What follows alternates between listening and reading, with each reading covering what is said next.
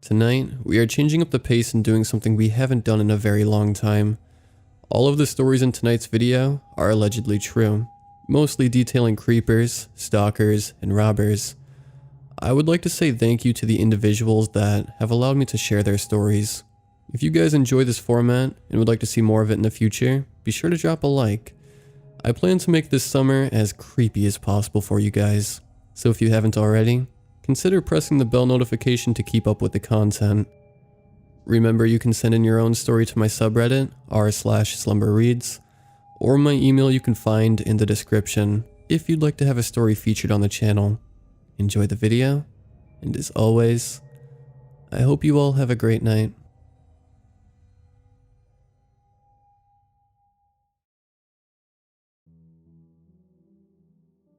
To start things off, this incident occurred in a small town community, where it's not really crime-ridden or exactly dangerous. Around this time last year, I was working full-time at a little Japanese retailer shop at the mall near my house. My schedule fluctuated, but the majority of my shifts were closing shifts. I preferred this because it gave me enough time to sleep in, make myself a lunch, catch the bus, get to the mall a bit earlier to buy snacks and a drink, before I begin my dreaded 8.5-hour shift. On one particular day, as I was getting ready to walk to the bus stop, I saw a big commotion going on right across from my house, at the town hall. I crossed the street, right in time before several other police cars and an ambulance rushed by, sirens wailing so loud, I'm sure the entire neighborhood heard. I was wondering what was going on but quickly disregarded it. As I got to the first bus nearby my house, I got off at the intersection where I'm supposed to take a second bus. That leads me straight to the terminal across the mall. While I was waiting at the shelter, I see a guy, around my age, in his 20s, staring right at me, with eyes so black and empty. Mind you, there was no one else around besides the two of us. I remember thinking to myself that it seemed odd he was wearing a sweater with a heavy-looking backpack and construction boots, both of which looked oversized for his tall, slim figure. When it was blazing hot outside, not even for a split second, did he once tear his gaze away from me. Then, it quickly hit me that I recognized him as a regular customer that frequently comes in to buy earphones at the store I worked at. Now, I usually try to keep to myself, but for some reason, I've been told I draw all kinds of people to me with my friendly, positive aura. I felt the need to pretend that I was on my phone to avoid any sort of conversation. He then proceeded to take a seat beside me, still gazing at me, and mustered a hi, before going on that he recognized me from work, and if I was going there right now, etc. When the bus finally arrived, we both got on, and he took a seat next to me. We had small talk about random stuff and our hobbies. He went on to tell me about his broken relationship with his parents, where he ended up getting kicked out. I assumed he was homeless at first, but he kind of confirmed it subtly, and he told me that he's been couch surfing between friends' houses. We finally reached the bus terminal that's across the mall. He ended up walking me to my work. I didn't ask him to, before going off his own way. Before departing, he asked for my number, which I stupidly gave to him and told me, if you ever want to just chill or smoke with me, to text me. After conversing with him, I shrugged off any preconceived judgment I had of him earlier of being creepy, for just a guy that's socially awkward and perma-fried. He ended up texting me later on that night asking to hang out, but I cut the conversation short, telling him I was tired and also had work the next day. I never heard from him again. Now, here's where things get interesting. After a few days and then weeks, news reports were coming out that there was a violent sexual assault that occurred right where the trails were across my house, near the town hall. The victim was a teenage girl who was going for a walk when she was struck with an unknown object by the subject. He happened to be armed with a gun and proceeded to sexually assault her before leaving the scene. It took about a week for the police to find the subject. The investigation was ongoing. It shook up the entire community. Nothing like this has happened before. It's fairly peaceful and close-knit. It's scary because it happened right in broad daylight, so when police released images of the suspect, with his name, following his arrest, I damn near had a heart attack. It was him, the same guy who I met at the bus stop, who walked me to my work, who asked for my number, who was texting me throughout the day after committing the crime. He had the same dark, black, empty eyes, long hair, and wearing the exact sweater, backpack, and shoes. I started looking at past news reports to compare the dates and times to when he texted me, and they all matched. Needless to say, my intuition about people are on and off, and that I should learn to trust it more. I felt a bit of guilt hoping I could have done something earlier, but there was no way for me to know until after.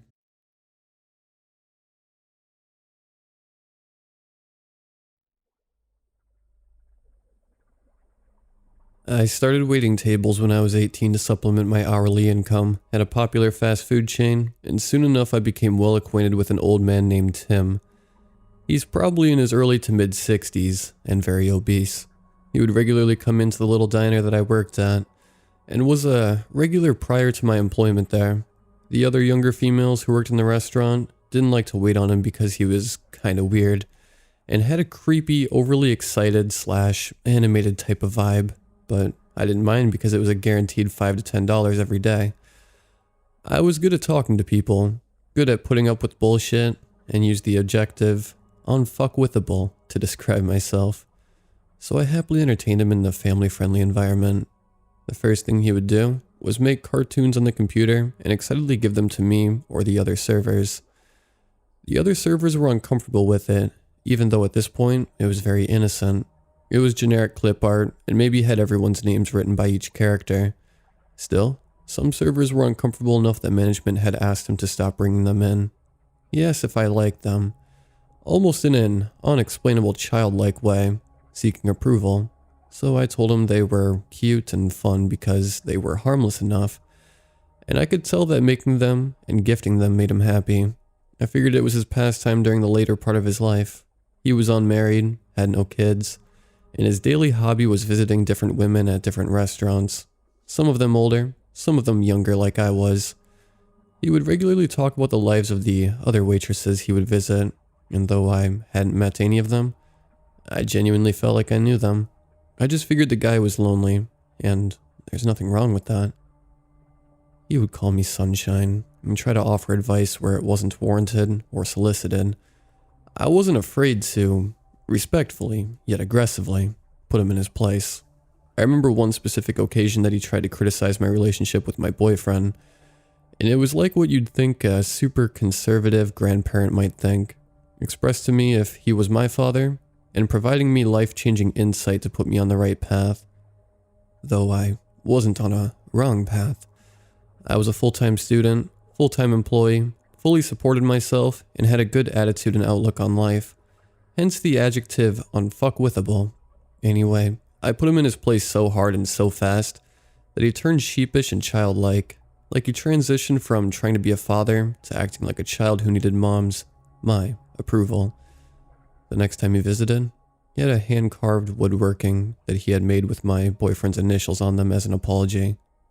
He would buy me packs of gum and mints and tape printed photos of himself with a scolding look and the caption, "No smoking, sunshine," to try to detour me from cigarettes. I've since quit, without his help. Everyone else thought it was creepy, but whatever, right? Through the first year of me being his waitress, his gifts and actions got progressively more expressive. He started writing poems and short stories that had bad grammar, and were so elementary, they were almost painful. But he told me he just started to try it out, so I encouraged him, thinking he's lonely and needs a pastime. I had no problem with him writing little Hallmark card-style poems and giving them to me. The slightly off-putting aspect of this was that all of the poems and stories had a general theme of love and family.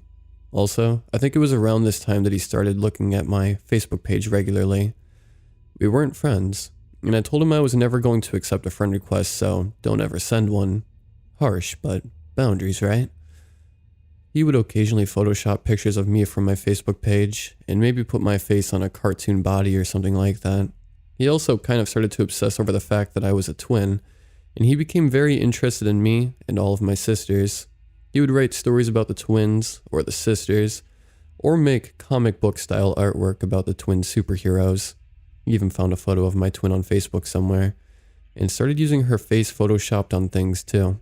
When I did some traveling, I took some artsy style pictures with a view of the background, and he took the liberty to Photoshop other tourists out of the background, light in the sky, and print lamented pictures with fancy borders for me to have. Thinking about it now, he probably kept these photos for himself too. After a year at my first serving job, I left for another serving job where I would be working weird third shift hours. I kind of thought that would be the end of Tim, but boy was I wrong. He went out of his way to come at the weird hours, and at the new place at least twice a week. I still maintained my fast food job, and he even started to visit me there, at a place that people rarely come in and sit down to eat. Never once did I tell him my schedule. He would just drive by and see my car. The stories he would write became progressively sexual and longer. I guess he finally felt comfortable to share these things with me, and he would always preface me for anything that was more erotic. It was like he wanted a friend, he wanted to be my father, and he wanted me to be his mother, all in his weird, childish, overly animated type of way. A few times he made me the subject of his stories, though he never went super explicit with those. One that sticks out to me was a super sexy, badass cowgirl sheriff, and all the men of the saloon wanted me. He would include weird freaking details like how someone had an STD. If I remember correctly, he made my sister the character that got an STD, and I had a huge issue with it. And I particularly had a huge issue with the fact that he started the story with, "This is the true story of." He rewrote the story without changing anything except for, "This is not a true story," and "Who did not get an STD?" I don't know. It was wild. There's also a weird photo that he took of my sister and I when she worked at the same place as I did. The whole time I knew him, he took a total of 2 pictures of me with his digital camera, and this was one of them. He had us pose with our hands out like we had a serving platter sitting on our hands. He then photoshopped a plate with his head on it, and photoshopped knives in our hands. He thought it was the funniest thing ever, and printed and laminated one for each of us to keep. At this point, I've known this man and been well acquainted with him for nearly 3 years. I genuinely felt sorry for the guy, and felt like I was able to offer him a friend when he really needed one. Aside from visiting waitresses, his hobbies included visiting an occasional burlesque show and attending the local courts just for fun. I was very aware that something was off about him, but I was okay with it because, though it was too hard to pinpoint exactly, I understood and also knew he would never, or could never, his size and fitness, hurt me. Admittedly, this was a fault of mine as a server. I offered more than food. I accidentally became a psychiatrist. There was a mid-20-year-old with autism I became good buddies with, despite him offering me money every once in a while for a blowjob. There was a 40-year-old man who thought he was going to marry a stripper half his age after he gave her all of his savings and sold his Mustang to give her more money. And there was the paranoid 50-year-old schizophrenic man who had clearly never been diagnosed or received any help, and I was honored to be the person he felt comfortable practicing his social skills with. I don't know. I digress. I guess I just want to be transparent that I was aware of all the red flags, but I was okay with it. But then things started to really cross a line, though they were probably already past when I got engaged. He would ask me stuff like, if I'd let him hold my baby when I have kids, and he started to write stories and make cards and cartoons from my fiance's perspective. He would say, "I bet this is how Luke feels about you." He would also do it from a mother's perspective, saying stuff like, "It must be a mother's dream." I mean, at this point he was seriously making me so much stuff, be it cartoons, pictures, or stories, that he would bring it all to me in a manila folder, and it would be along the lines of fatherly, motherly, childish, silly, sexual, romance, and etc. I decided to keep the folders in my filing cabinet, just in case there was ever some type of case against him that needed evidence. My fiance and I had an open dialogue about Tim, and at this point, we decided that it was best to cut him off. I was looking for a new job to get off of the wacky hours I was working, and the timing just seemed right. Tim was also regularly sending me applications to all restaurants he wouldn't mind going to. So yeah, there needed to be a break. My fiance wanted to talk to him, so I didn't seem like the bad guy, and all contact was cut. He respected it, to an extent. After cutting him off, Tim still had a weird contact with me through my older sister. She was a server at another restaurant that he frequented, though she avoided him and asked to never serve him given his interactions with me. However, she was also engaged and her wedding date was approaching. He also wrote her letters and made her cards with words that were way too heartfelt coming from a stranger regarding her marriage. Anyway, Tim decided to ask a few of the other servers if they were planning on going to the wedding. 2 of them were, and upon hearing this news, Tim described me in detail and asked the other servers to try to take some pictures of me for him. When I heard this, it was about 6 months after I had cut him off. I had a big fat eye roll over it, and thought whatever about it because the servers weren't going to do it, and he was still respecting our request to not contact me any longer. It's also relevant to note he's been blocked from my Facebook, which I haven't been actively using in 2 years or more anyway, but prior to the cutoff, even shortly after the cutoff, he still sent me multiple messages on Facebook every day, from as simple as "Good morning sunshine" to intricate and extensive stories. So, a timeline reminder before the punchline. I first waited on him around May 2015. He followed me to my next job and my long-term fast food job around the middle of 2016 and continued to follow me. I cut him off around February or March of 2018.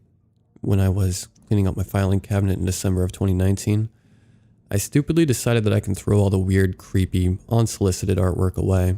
It had been nearly 2 years with no issues, no attempt to contact, and the stuff was just cluttering my space. Last week, I was sitting in my living room.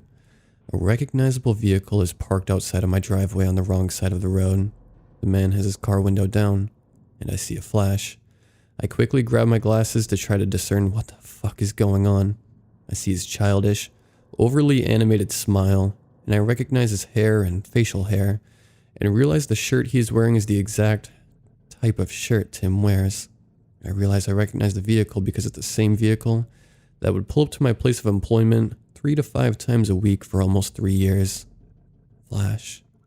I realize it's fucking Tim outside of my motherfucking residence, over 2 years later, taking pictures of my car and home with that goddamn digital camera that he took my picture with twice before in the past.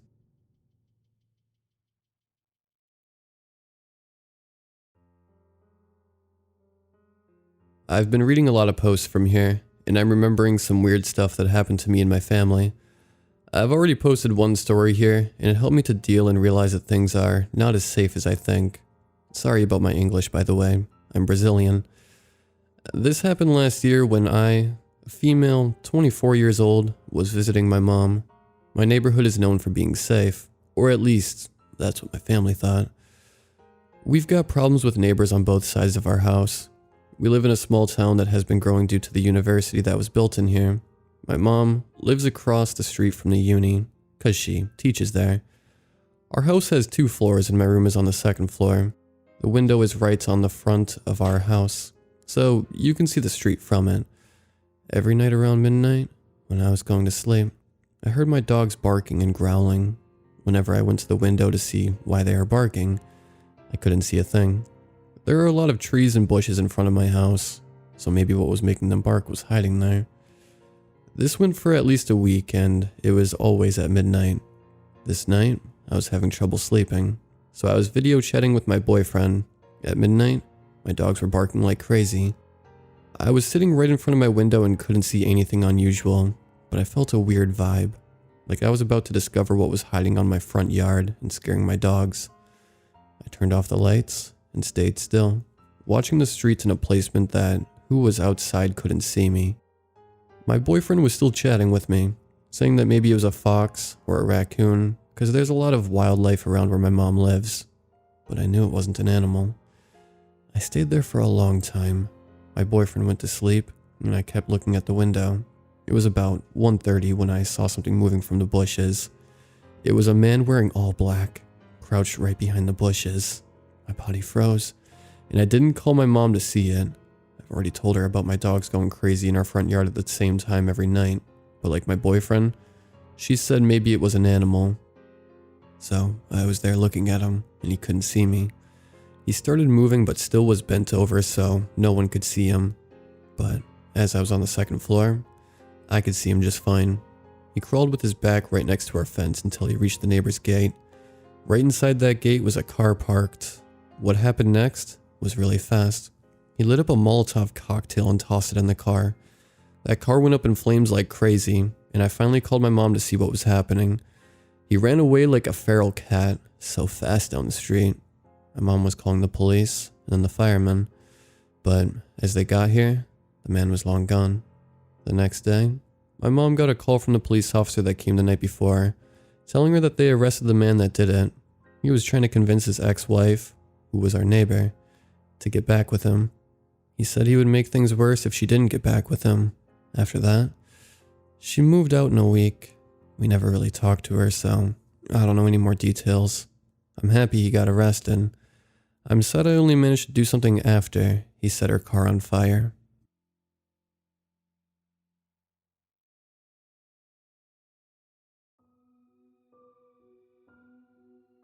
I apologize for the length, and obligatory, I'm writing this on my phone. This is a memory that keeps popping up in my head. I still shiver at the thought of it, even though most people tell me I'm being paranoid. I think they're saying that to make me feel better, but so far, it hasn't worked. In 2015, I was living with my then boyfriend. I was 18 at the time. We were living in a very sketchy apartment building in a very sketchy neighborhood.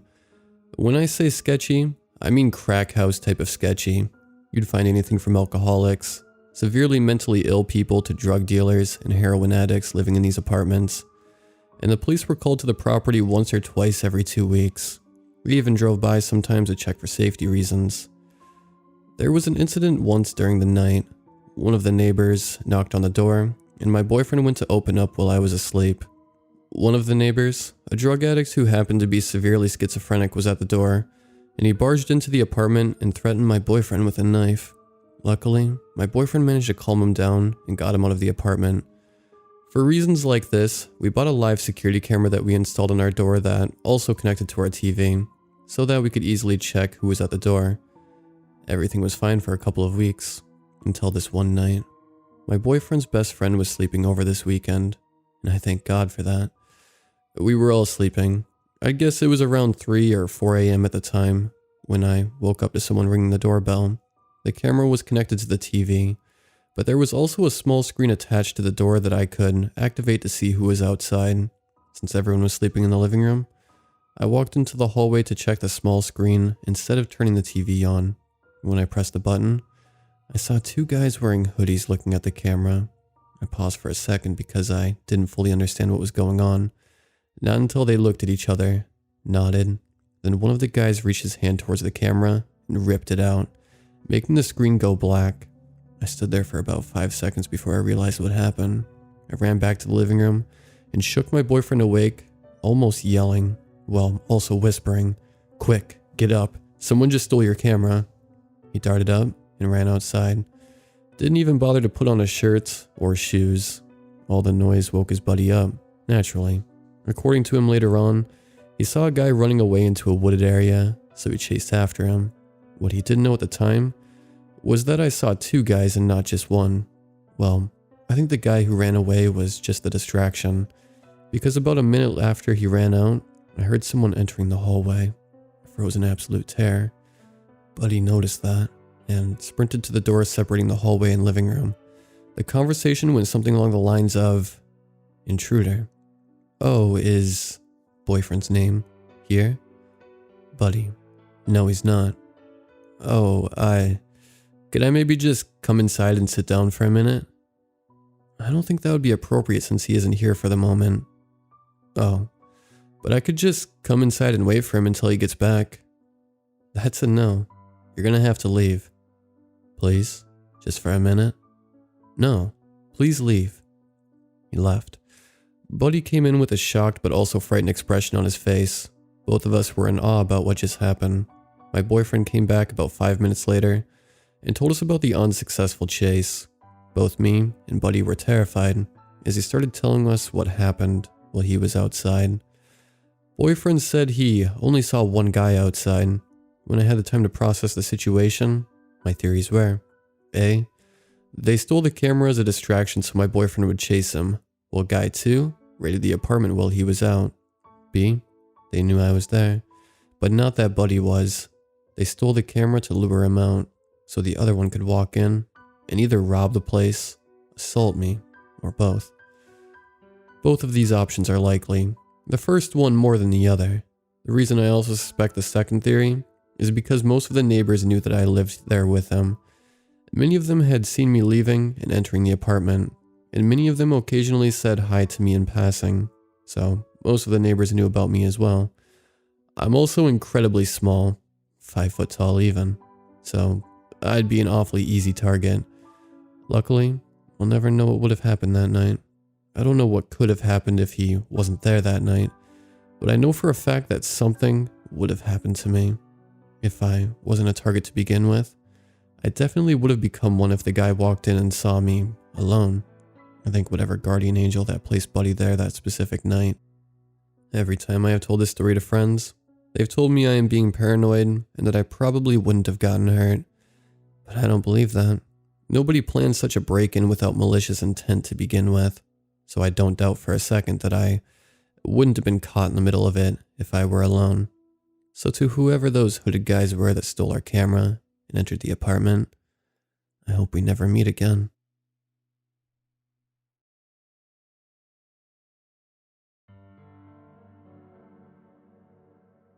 Back in late 2016, I, female then 23, was moving from NYC to Boston.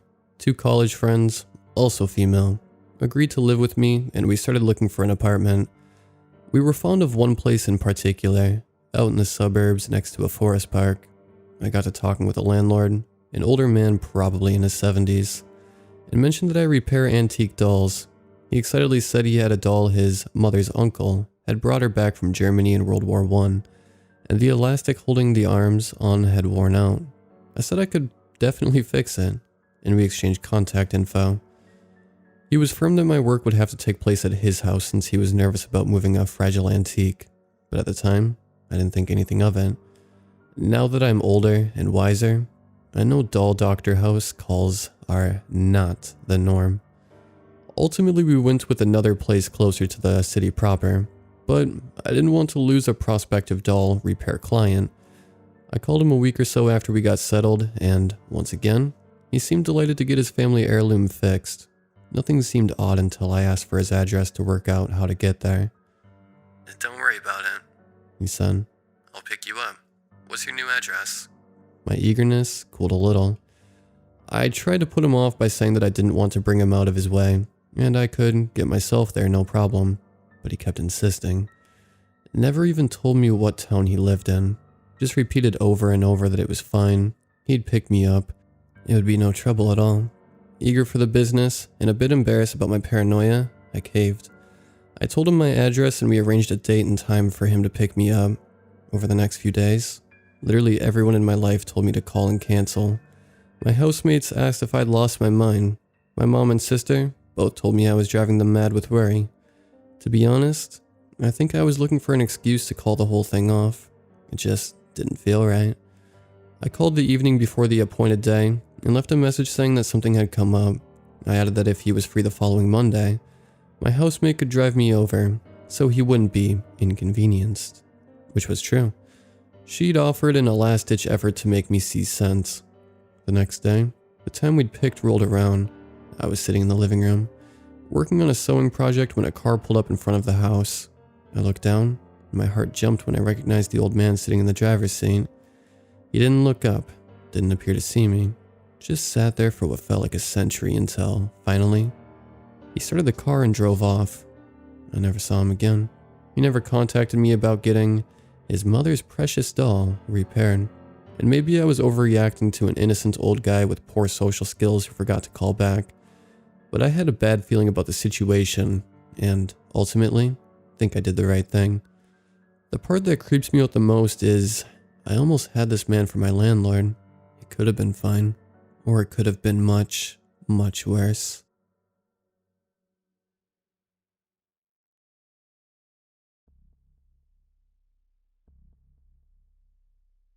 Okay, I'm going to try to explain this clearly without it being a novel.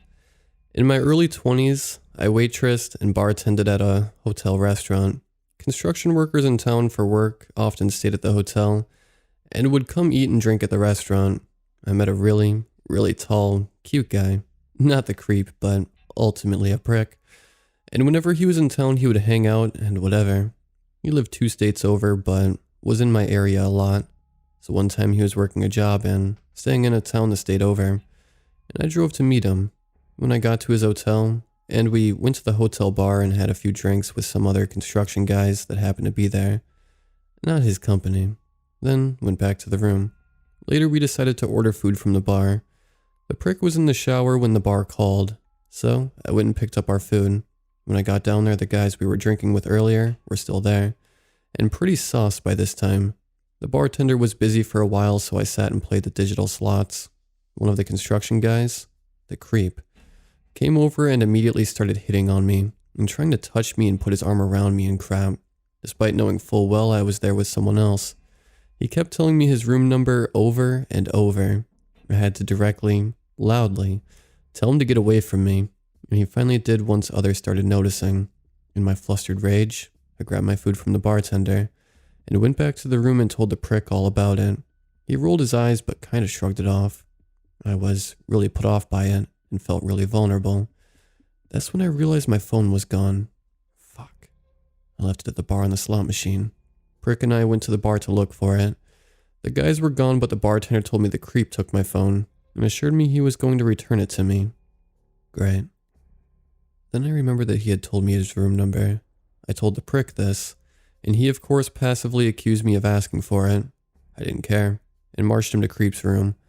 I knocked, and the prick, 6'7" by the way, stayed to the side out of view of the peephole to see what would happen. The creep, way too enthusiastically, swung the door open and grabbed my wrist and proceeded to try to pull me into the room. Thank God for the prick, who then stepped behind me and yelled, "Hey," to the creep, who was half his size. I'll never forget the look on the creep's face, like he just shat a full brick. I yanked my arm away and yelled, "Give me my phone." The creep lied and said he didn't have it, and the bartender was lying and blah blah. The prick didn't do anything else at this point, so we just left. I felt defeated and unsafe and annoyed and just wanted to leave, but I couldn't because I didn't have my phone. I managed to sleep a little that night, but woke up at like 4:30 a.m. when the prick left to go to work. I stayed in the hotel room till about 7 a.m. just fuming. Then I decided to do something about it. I gathered my stuff and went and found a maintenance man who was working in the pool area. I contemplated telling him the whole story, but decided to just damsel in distress it to avoid more drama. I told him I was leaving and realized I had locked my phone in my room and gave him the creep's room number. We went to his room and I had the maintenance man call my cell phone from his. Sure enough, you could hear a faint vibrating through the door. He took this as proof of it being my room and opened the door and let me in. I thanked him and he left. I grabbed my phone and turned to leave, but decided my petty ass wasn't done yet. I took the creep's toothbrush and ran it all along the toilet rim and put it back in the same spot. Then I happily left, phone in hand, and stopped seeing the prick for good.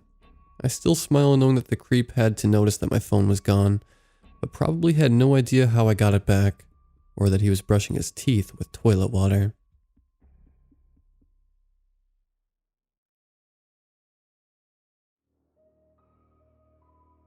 Precursor. I've aged since then. I do not fall for these tricks as easily as I did then. I still hope for the good in people, but I usually doubt it's there for a while. I went to beauty school just after high school, so I was just learning what it was like to be an adult. Work, go to school, and socialize all at the same time. If you've ever gone to beauty school, you know the hours are pretty lengthy, and it's a lot of work in a short amount of time. You also know that you're mostly crammed with a lot of women of different ages, and a few boys. If there's a straight man in school, and he's even mildly attractive, obviously considering you're attracted to that type of person, most women in school are just so at awe because it's the only male person we are seeing during most of our weeks. That takes me to Dave, a few years older than me, tall, drives a Ducati to school, mysterious and handsome. Every girl was always putting on a little extra makeup, turning their hips toward him, flirting when he was around. He was cute, quiet, and always knew what to say. I wasn't as interested in catching his eye till he randomly asked me to meet up with him for a bite one day after school. I was single, needing to experience dating for the first time, and he didn't seem that bad to hang out with. Things started off very sweet and genuine. He'd send goodnight texts, joke with me at school, and even genuinely seemed like he wanted to hang out more and more. We'd go to bars and he knew everyone, so I could just get right in. I was underage at the time. We'd go eat, see shows, two-step, drink. I felt like I was starting to feel like an adult, enjoying the life, and being wooed by a handsome, slightly older man. We'd drive around on his bike, he'd take me to nice, quiet dinners, always offer to pay, and even did little things like hold his arm out when I walked downstairs or off a curb. I had never experienced this type of gentleman before, but as quickly as the sweet dates came, so did a very weird, calculated, and controlling behavior. He would start to ask why I didn't smile with my teeth. Was it because I was embarrassed of myself? He would sit behind me working at school and taunt me about how slow I was. He'd say things like, "Don't sit like that," or "Say things that way. That's not what ladies do. And I'm a lady, right? Don't wear that lipstick. It's trashy." But I guessed maybe I was being inappropriate. Maybe he's right. I should act more like an adult than a child. Be better at school, look more like an adult. He brought me to his house one night, a place he rented a room from. Suddenly the stoic, Edward Cullen type turned into a person I didn't recognize, outside of the random mood shift. His room was filled with clothing and garbage, like old Gatorade bottles filling the floors. There was a TV and a bed. Of all the things I could really make out in the room, he brushed dirt off his bed for me to sit down. We hung out for a while and he oddly confessed he never brushes his teeth. Okay. Well, looking at this room, I could believe that. He also mentioned that he just bought new clothes when he needed them and never washed the dirty ones. Just left them there. This was all in the first 2 to 3 weeks. Kinda red flags if you ask me. The lights were off at one point and we're just watching a show, and I see a light like a cell phone right outside the window behind the TV. I jump and get his attention, but he had to have seen. He brushes it off, saying it must just be a roommate, though I notice he's texting someone at the same time. I let it go for the night, eventually go home, but still feel uncomfortable. Then the phone calls start happening and the stories of his ex. They lived together. She was 10 years older than him and had a 6-year-old kid. She was crazy. If he and I would hang out, I'd suddenly start getting calls from the unknown number the minute I walked in my door. They would ring till my voicemail got them, and no one would say a word till the message ran out of time. They'd happen every 10 minutes for 3 or so hours. I asked him about this, if it was him, and he said it may just be his crazy ex. But how would she have my number? He'd say, well, I had to give her some of her things and she stole my phone at one point, must have taken your number. Still, the gentlemanly dates would happen, and the gifts. The gifts. Sending roses and coffee to my work, showing up with massage and spa packages every week. We still saw each other at beauty school almost daily, and he'd be kind, but it was always hush-hush until it was outside of school. I was torn. Is this person lying, or is this the first kind person to want to date me? Maybe he just has some flaws, and a crazy ex. Then the texts and Facebook messages started coming, clarifying it was her. He told me about your fucked up life and secrets you've told him. I know he just saw you. I know you were just at his house. I was outside his window looking in. Your red dress was nice. He laughs about you. Poor you. Just a whore, little girl. And shit like that over and over. I'd block her, and she'd have friends send me the same BS. She freaked me out, and he always denied it and apologized for her behavior. Then there were days he wouldn't show up for school, and he would text me during the day saying they were together sending pictures of him. I tried to confront him, but he always denied having anything to do with her, and repeating that she wanted to ruin his life. Then she started going to my work, telling my coworkers she was my friend, and would color things on kids' menus like my name plus his name, heart, and then tell them she wanted me to have it. She'd send me a random picture of him in a booth at my work, and I'd put the pieces together when I got there and got her notes, asking the coworkers where she was sitting and what she looked like.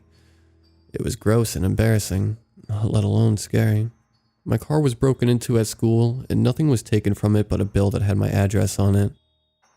I was then so scared. I'd come home at any point in time, and she'd start calling over and over as soon as I closed the door behind me. I felt trapped. She would call my work and school saying she was my mom and try to get more info on me, or call them as a customer, trying to get me fired. My roommates finally kicked me out because they were rightfully freaked out, so I turned to the police. They put me in contact with a detective who I handed all of the calls, texts, and messages plus notes she left me at work. I never answered the phone or responded to a single message from her. I had hundreds of calls, texts, for at least a month.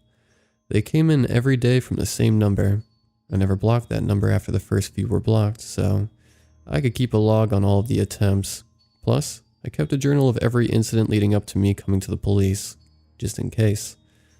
I watched a lot of crime documentaries. He told me there was nothing he could do to trace the number back to a specific person, and since she hadn't threatened my physical safety, his hands were tied. The very next day he calls me and is furious, telling me he can't help me if I'm harassing her back. I was confused, and when I asked what the hell he meant, he said, "You're calling a mother non-stop throughout the night, terrifying her and her kid." Because I was the 20-year-old and she was 36. Of course he's going to believe the adult, but I never called her. He asked me to come to his office to show me his evidence he has against me. She's forwarded him tons of texts saying things like, "You're a little whore who I hope loses their kid," and I just broke down. I would never say something like that to someone, and I know I didn't send these tens of texts, especially overnight, when I had school the next day. He didn't believe me and dismissed me. He ultimately turned against me and was now on her side. This was crushing. I broke things off for good with Dave. Basically told him to fuck the fuck off. We still had to go to school together, and he was a complete dick. I embarrassed myself in front of my friends defending him so long. My work, my school, who I had to beg to make sure this girl didn't come around again, and a detective who ultimately didn't believe a word I said, just to get some peace. My friends were tired of seeing me scared, stressed, and constantly talking about this weird situation happening to me. I was over it all. She finally left me alone once I moved, got a new car, new phone, deleted social media, but it still freaks me out that we all live in the same town. She messaged me a few years ago from a different account when I was back on social media and said she was sorry, that she was manipulated by Dave, and that they did this to many girls. This was disturbing and gut-wrenching to me. Did a mother of a 6-year-old really have nothing better to do than play fucked up games with a sociopath? Maybe two sociopaths together, I guess.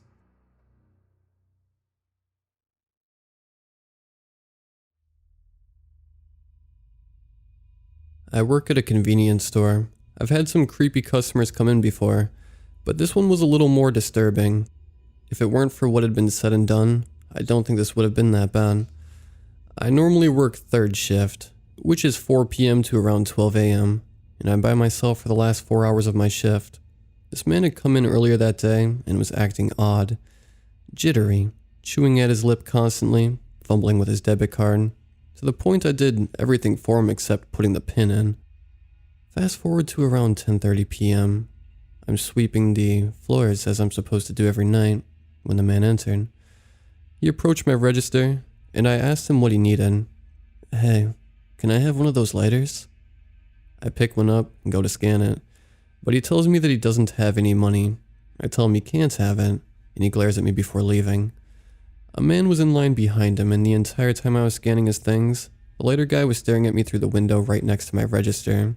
He eventually walks off, and the man jokes about the creepy guy asking for a lighter when he, the man in line, didn't even have his with him.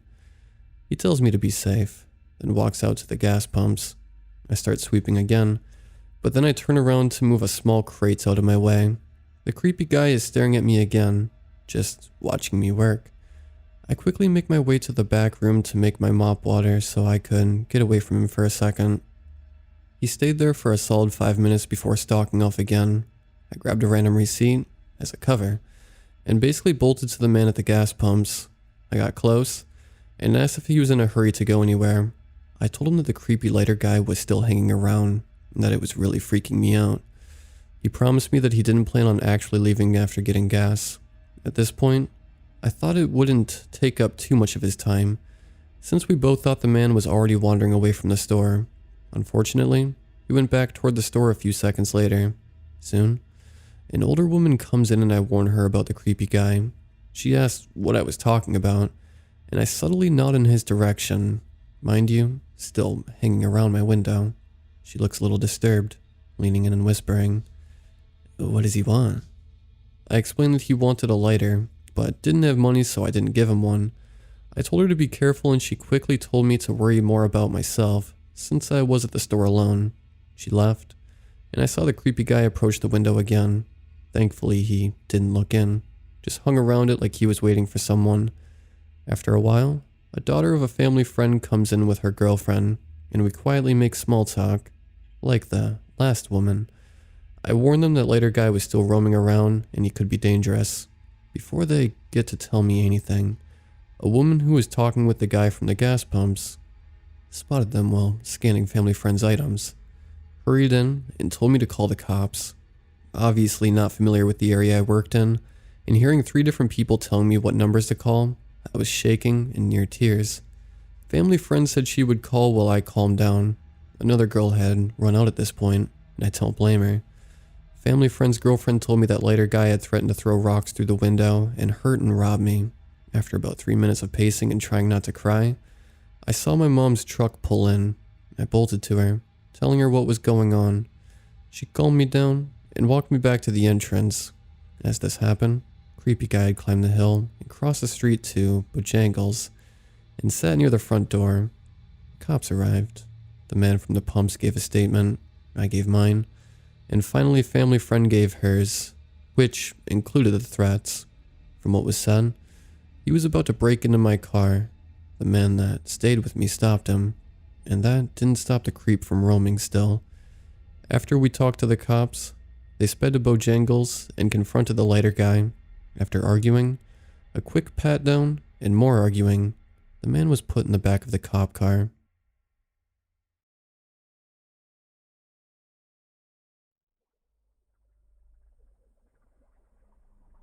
When I was 19 or 20, I used to work for a well-known gas station chain, a lot of the time on evening shift, 4 to 12. I was alone. Though both cash registers were behind a wall of plexiglass, there was still a 2 to 3 foot opening between them where a sliding door is for the night shift to close to avoid robberies. It was about 5 p.m. and still daylight when this guy came in. The hairs on the back of my neck stood up when he walked in. There was just something about him that wasn't right. I should also add, I'm a female, if my username didn't already give it away. He walked to the back of the store, made it seem like he was looking for something in my coolers, and by the back shelves. He never once picked anything up to read or look over, and every now and then he'd look up at me. He'd gradually make his way toward me, and would retreat to the back of the store when someone came in. This went on for about 10 minutes. These 2 women came in and went to my coolers at the back of the store. I quickly wrote a note on a piece of paper that said, "Please stay with me so I can call the cops." When one of the ladies came to pay, I showed her the note. She nodded and went and told her friend. I had my eye on the creepy guy while trying to keep from completely panicking. One of the ladies leaves the store. The other lingers around the store. She looks outside and sees something, then leaves. Immediately after she left, and I was about to hit call, the creepy guy rushes up to the counter. He looks up to the glass door as he's 2 feet from me, then bolts.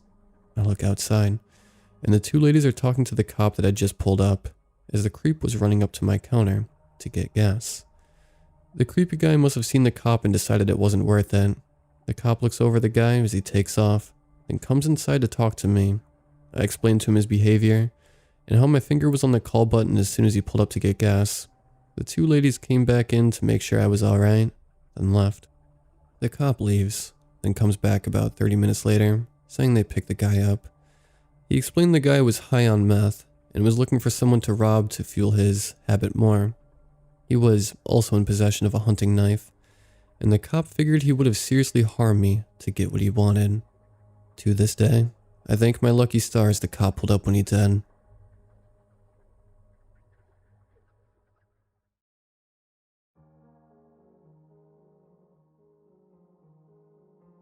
So this by far is the craziest and scariest first date I have ever had in my life. The date itself lasted about 2 hours, so keep that in mind when you are reading about the tornado of events that unfolded. So to start from the beginning, I, 30 female, met this guy on Bumble, 39 male, of course.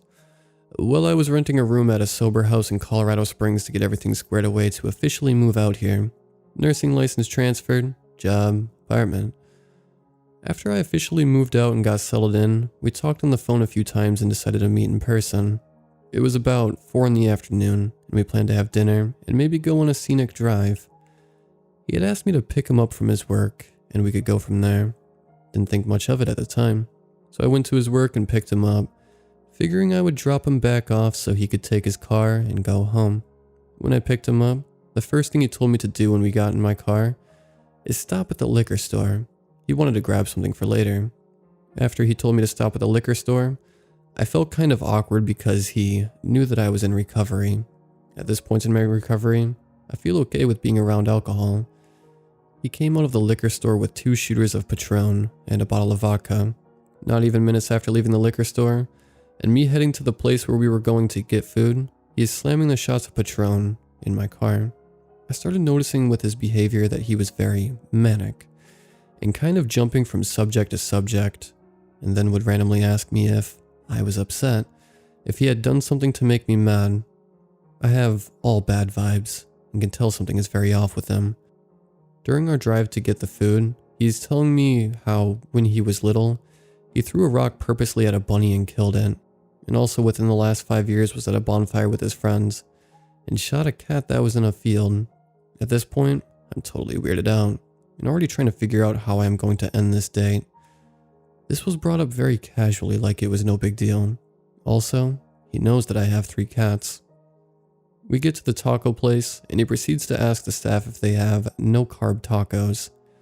The lady looks confused and basically was like, tacos are pretty much all carbs. He started getting anxious about what to order. I could tell with his mannerisms. I ended up just ordering for us.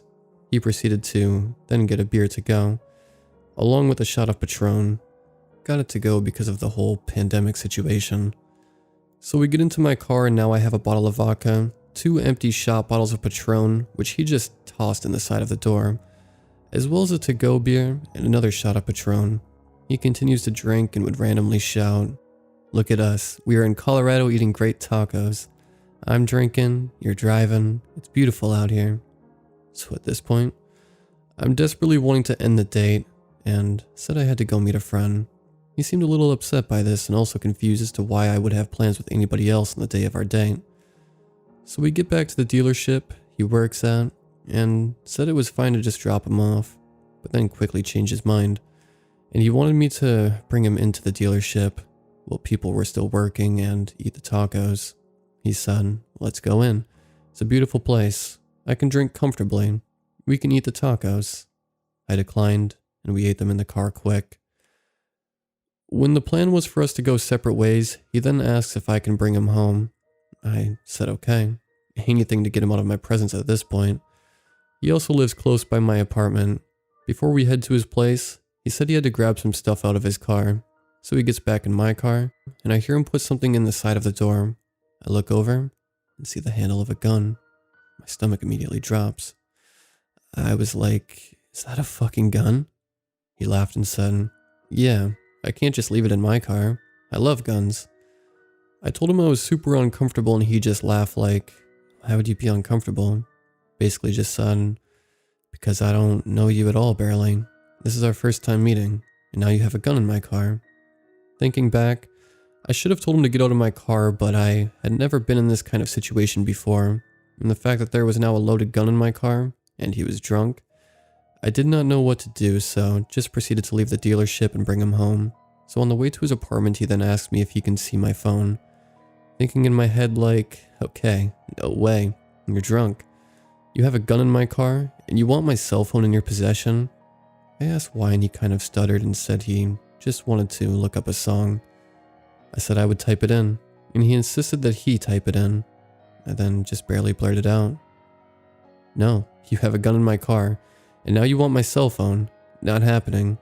He keeps seeming so alarmed that I was so freaked out about having the gun in the car, and that he wanted my phone.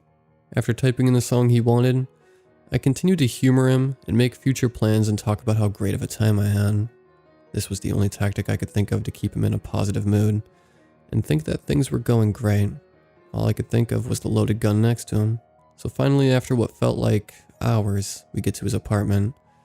As he is getting out of my car, he goes to grab his gun very haphazardly and literally has his finger on the trigger. At this point, he was still in the passenger seat of my car. He then steps out and could probably see the look of fear in my eyes and left, and then whipped the gun around in front of him and finally put it in his back pocket. Mind you, once again, he's been drinking this entire time and told me he had shot and killed a cat on purpose. He then told me to keep the bottle of vodka he had bought, so I had to come back later to watch a movie with him. I said absolutely not. Take the bottle, and I will call you after I meet my friend. I never reached out, and I haven't heard from him since. Thank God.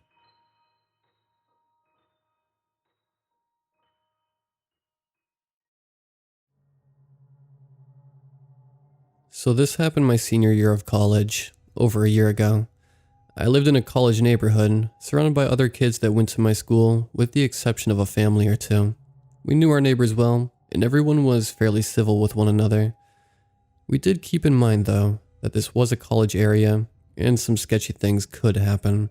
I think it was May, when the first break-in happened. I woke up one morning to some texts in my group message telling me that my next-door neighbor's house had been broken into. They had multiple things stolen. A backpack with a laptop and textbooks inside, a gaming console, etc. They had notified the police and they were on the case. This obviously set my roommates and I into a little bit of a panic, because we were a house of 4 girls, and none of us being wildly brave by any means. We decided the best we could do was make sure our door was locked at all times, whether we were home or not. So that's what we did. Flash forward to a couple of days later. My roommate, Maggie, and I were the only 2 home out of the 4 who lived in our house. We stayed up late watching movies as we always did, and then I headed off to my room to go to bed, while Maggie stayed on the couch. We were, I'm not pleased to admit, the worst at turning off the lights and saving electricity. So this night, the light in the kitchen, living room, and hallway were all on. Sorry, I know. We got better about turning lights off eventually. I slept soundly through the night, and woke up as the sun shone through the cracks in my blinds the next morning. As usual, after I woke up I spent about 10 minutes in bed on my phone before getting up to use the bathroom. On my way back into my bedroom, I noticed that my blinds were tapping slightly against the window frame, suggesting that there was a breeze. My fan was off, and my window was closed, so there should be no movement, right? Well, right, if my window had been closed. When I drew open my blinds, I was absolutely horrified to see that my bedroom window had been completely open all night, or at least since after I had gone to sleep. I knew that my window was shut when I went to sleep the night before, and there is something wildly unsettling about the fact that my bed is also pushed up on the wall right against my window. So perfectly, in fact, that I used to sit in my window, on my bed, with my feet completely able to touch the grass below. That's how low this window was, and that's how close my bed is. Now, at this point, I was frantic. I ran out into the living room to see if Maggie was okay, and if she had noticed anything or heard anything throughout the night. She wasn't home, and I assumed she had gone to class. I texted her immediately, explaining what had happened and asking all of my questions. She responded lightning fast. She had woken up this morning in the living room, and when she walked into her bedroom to get ready for class, her window was open. Her desk, which sits right in front of her window, was pushed away from the wall, and her closet doors, which were always open, because they jutted right up against the carpet so they were very hard to open and close, were closed. She said it looked exactly as though someone pushed her desk away from the window to give themselves more room to enter quietly. In an absolute frenzy, I texted my other roommates, who hadn't been home, in my group message alerting them of what had happened. I crawled the house looking to see if any of my things were missing, and when my roommates came home later that day, they did the same. Nothing had been stolen, not even my laptop or my phone, which were both charging on my bed, right in front of the window. Not even Maggie's Apple Watch that was sitting on her desk in front of her window. We did call the police, and they came to file a report, but they never followed up with us about it. I asked if they could dust my window for prints. as there had to have been handprints because the only way to open my window from the outside is to press your palms directly on the glass and push upward with significant force, but they never followed through with doing that either. I'm not sure really what to think of this, so maybe it was a planned break-in, but they didn't think I would be asleep in their point of entry, but they entered, we think, through another window nonetheless, so why didn't they take anything? And how did the sound not wake us up? I was directly next to my window, so they would have had to completely jump over my body to enter my room. So I didn't think they did enter from there at least, which is a little relieving. Maybe they didn't enter at all, because the lights were all on and they realized people were home, but our cars were in the driveway, and it did seem as though they entered because Maggie's closet doors were shut. This was super bizarre to me. I'm just relieved that I've since moved out of that house. I'm pretty annoyed that the police didn't take it very serious, but at least I'm also a little relieved that the people who broke in and I never had to meet.